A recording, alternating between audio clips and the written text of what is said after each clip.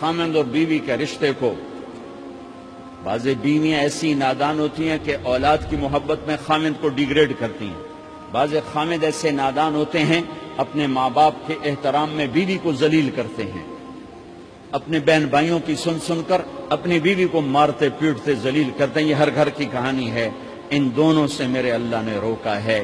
خامند اپنی بیوی کو سب سے زیادہ عزت دے، بیوی اپنے خامند کو سب سے زیادہ عزت دے۔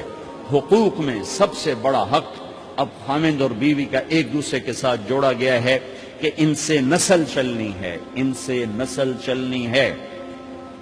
آپ حیران ہوں گے، بیوی کے ذمہ خامند کی روٹی پکانا شریعت نے نہیں لگایا، تو خامند کے ماں پیو کی روٹی کیسے ذمہ ہوگی؟ خامند کے بہن بھائیوں کی روٹی کیسے ذمہ ہوگی؟ کتنی بہنوں نے گھر اجاڑ دیے بھائیوں کے، کتنے ساس سسر نے اپنے بیٹے کے گھر اجاڑ دیے۔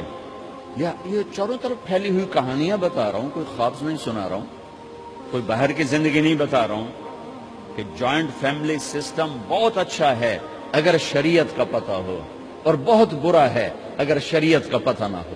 چڑا چڑی بھی اکٹھے ہوتے ہیں تو گھونسلہ الگ بناتے ہیں کہ ساس سورا کے دائیں سرتے نہ آ پاوے۔ شریعت نے یہ عورت آنے والی لڑکی کا حق رکھا ہے کہ اگر خامند کے پاس طاقت ہے تو اس کو الگ گھر دے۔ اگر وہ ڈیمانڈ کرے کہ آپ مجھے الگ گھر لے کر دیں تو یہ ماں باپ کی نافرمانی نہیں، یہ حق تلفی نہیں، اس آنے والی کا حق ہے کہ اس نے تیری نسل کو سنبھالنا ہے۔ اگر یہ ساس کے بھی سنیں، سسر کے بھی سنیں، نندوں کے بھی سنیں، دیور کے بھی سنیں، پھر تیری بھی سنیں، تو یہ تو پاگل ہے، یہ بچے کہاں سے پالے گی؟ یہ بچوں کی تربیت کب کرے گی؟ یہ تو دن کو روئے گی کہ سس ہے آکھے، رات کو روئے گی سو رہے آکھے، اگلے دن آکھے گی میں نے تو تیری بہن ہے آکھے ہے۔ تو اس کو تو بچے پالنے کا وقت ہی نہیں۔ ہماری نسل کیوں برباد ہو گئی؟ کہ ماؤں نے اپنی ڈیوٹی چھوڑ دی ہے۔ 3 سال کا بچہ سکول میں ڈالنے لے بلا سکول والوں کیڑی فکر ہے، انہوں نے پیسے لے کے انہوں کھڑاونا۔ میرے نبی نے کہا 7 سال تک تو نماز بھی نہ کہو، گلے سے لگا کر رکھو۔ 7 سال تک نماز بھی نہ کہو، بس اس کو قریب کرو قریب کرو قریب کرو، 10 سال میں جا کے نماز کہو۔ 3 سال کے بچے کو ڈالتے ہیں اسکولوں میں، اس کے لاشعور میں ماں باپ سے نفرت پیدا ہو جاتی ہے۔ یہ میری اب بیتی ہے، اللہ نے مجھے تبلیغ میں لگا دیا تو شریعت پڑھنے کے بعد اللہ نے میرا سر جھکا دیا، ورنہ میں تو بالکل باغی ہوتا۔ تو میرے نبی فرما رہے ہیں 7 سال تک نماز بھی نہ کہو، بس سینے سے لگا کے رکھو تاکہ تمہاری صفات منتقل ہوں اور تمہاری محبت ان کے اندر منتقل ہو۔ تو جب بیوی پر پورے گھر کا بوجھ پڑ گیا تو وہ اپنے بچوں کو کب پالے گی اور بچوں کی کب وہ تربیت کرے گی؟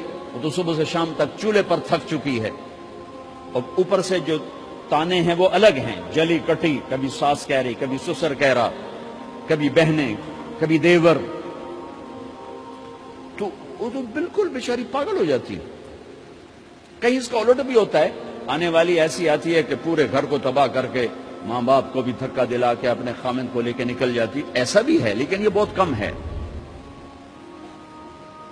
ابتدائی رشتہ خامند اور بیوی ہے، خامند اور بیوی یہ ابتدائی رشتہ ہے۔ اللہ نے آدم کو بنایا اور حوا کو ساتھ بیوی بنایا، اولاد بعد میں دی۔ اور ایک اور بات، آدم کو بنا دیا مٹی کا پتلا کٹھا کر کے، مٹی کٹھی کر کے پتلا بنا دیا، 40 سال کے بعد روح ڈالی، چل بھائی جا جنت، اور اکیلے بھیج دیا، بیوی نہیں دی۔ حالانکہ اللہ چاہتا تو ساتھ ہی حضرت حوا کی مٹی کا ڈھیر بھی لگا دیتا، اس کا پتلا بھی تھپ دیتا، فرشتوں سے تھپوا دیتا، اور پھر 40 سال کے بعد دونوں کو اکٹھا جنت میں ڈالتا۔ بہت سارے پیغام، اس میں بہت سارے پیغام، تاخیر ساتھ نہیں بنایا، دیر سے بھیجا، انتظار قدر کو بڑھانے کے لیے کہ عورت کی قدر کرنا، کمزور ذات ہے، کمزور مخلوق ہے، قدر کرنا۔ دوسرا، پہلے دن پتلا نہیں بنایا کہ ننگا پڑا ہو، عورت کا پتلا ننگا ہو، مٹی کا ہو، پتھر کا ہو، تو اس میں کیا کشش؟ تو ان مرد کے لیے کشش کوئی نہیں، تو فرشتوں کو کیا کشش تھی؟ پہلے دن سے عورت کو پردے میں بنایا، بے پرد نہیں کیا، بے پرد نہیں کیا، اس کا پتلا نہیں بنایا، اسے ننگا نہیں چھوڑا، اس کو پہلے دن سے کورڈ۔ اور کیسے بنایا؟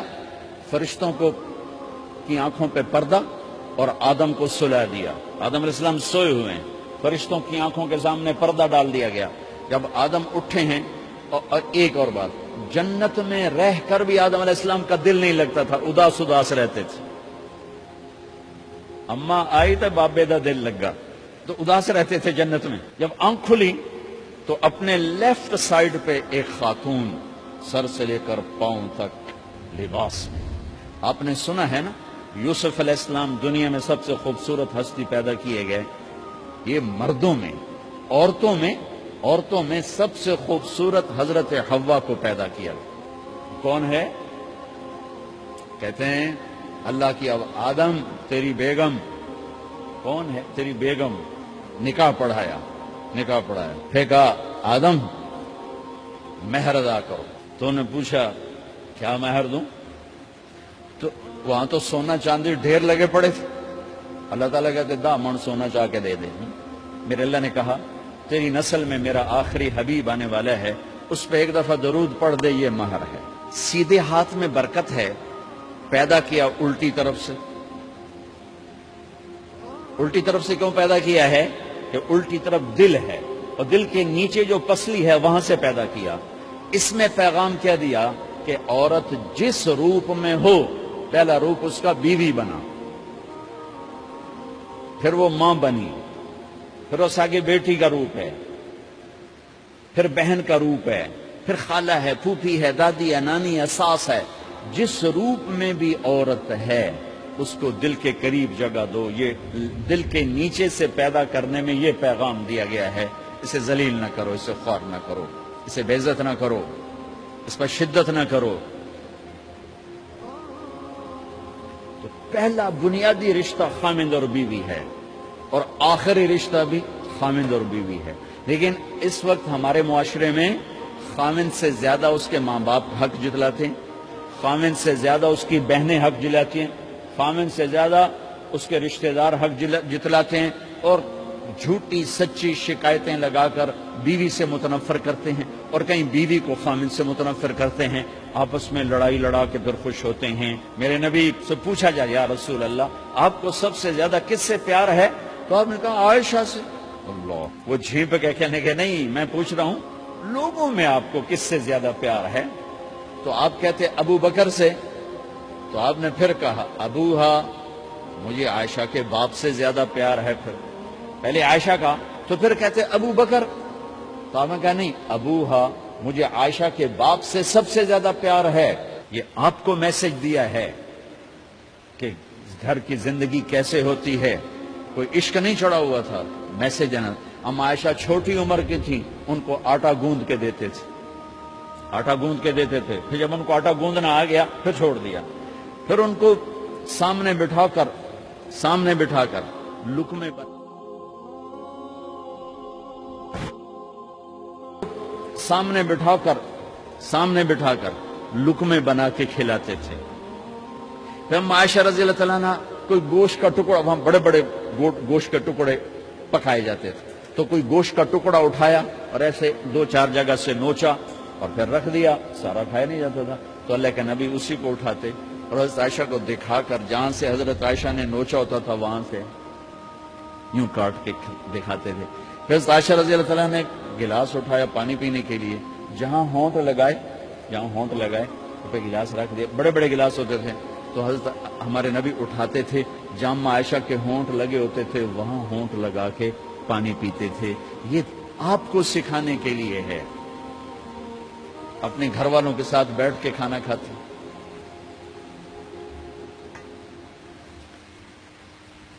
یہ میرے نبی کی معاشرت ہے، یہ میرے نبی کی زندگی. گھر میں جھاڑو دیتے، اپنے کپڑے خود دھوتے. کوئی چیزیں بکھری پڑی ہوتی تو بیوی کو نہیں ڈانٹتے، خود اٹھ کے سیٹ کر کے رکھ دیتے. گھر والوں کے ساتھ مل کر برتن دھوتے، صفائی کرتے، گھر والوں کے ساتھ مل کر. یہ میرے نبی کی ایک خوبصورت زندگی ہے. بھائیوں بہنوں، ہم بھلا چکے ہیں. بیوی کے لیے خامد کو سب سے بڑا حقدار. بعض لڑکیاں ایسی نادانی کرتی ہیں کہ شادی کے بعد بھی اپنے ماں باپ کی آنکھ کو دیکھ کے چلتی ہیں. شادی کے بعد سب سے بڑا حق خامد کا ہے. شادی کے بعد سب سے بڑا حق خامد کا ہے. ماں باپ پیچھے چلے جاتے ہیں، بہن بھائی پیچھے چلے جاتے ہیں. لیکن یہ نادانیاں بھی دیکھنے کو ملتی ہیں کہ شادی کے بعد بھی ماں باپ اپنی بچی کو اپنے قابو میں رکھنے کی ترتیبیں سوچتے ہیں تو وہ بھی اپنی بچی کا گھر برباد کر دیتے ہیں۔ میرے نبی سے پوچھا گیا یا رسول اللہ عورت پر سب سے زیادہ کس کا حق ہے؟ تو آپ نے فرمایا اس کے خامند۔ ایک خاتون ہے، یا رسول اللہ میری شادی ہو رہی ہے تو میرے اوپر میرے خامند کا کیا حق ہے؟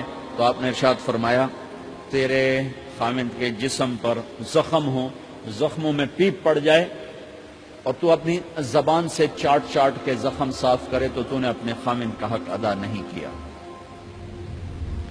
خامند کو سمجھایا کہ سب سے بہترین مسلمان وہ ہے جو بیوی سے اچھا سلوک کرتا ہے، اور میرا سب سے اچھا سلوک ہے اپنی بیویوں کے ساتھ، یعنی قاب قوسین او ادنا آپ کا مقام ہے، اللہ پاک کا دیدار اپنی آنکھوں سے کیا ہوا ہے، اور آپ ہمیں معاشرت سکھا رہے ہیں کہ ایک جہاد کے سفر سے واپس آ رہے ہیں، ہم عائشہ ساتھ ہیں، تو آپ نے صحابہ سے کہا بھئی آگے چلے جاؤ، تو سارے آگے چلے گئے۔ جب سارے نظروں سے غائب ہو گئے تو آپ نے کہا عائشہ دوڑ لگاؤ گی میرے ساتھ؟ عائشہ نے نہیں کہا، میرے نبی نے کہا دوڑ لگاؤ گی؟ آج کل کا کوئی علامہ بھی یہ نہیں کرے گا۔ عائشہ دوڑ لگاؤ گی میرے ساتھ؟ کہا جی لگاؤں گی۔ تو دوڑ لگائی تو عائشہ فرماتی ہے میں آگے نکل گئی، اللہ کے نبی پیچھے رہ گئے، چاہے آپ جان بوجھ کے آستہ ہوئے ہوں ان کی دل جوئی کے لیے۔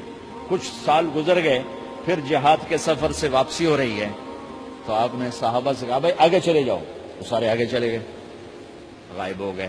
عائشہ دوڑ لگائیں؟ کہا جی لگائیں۔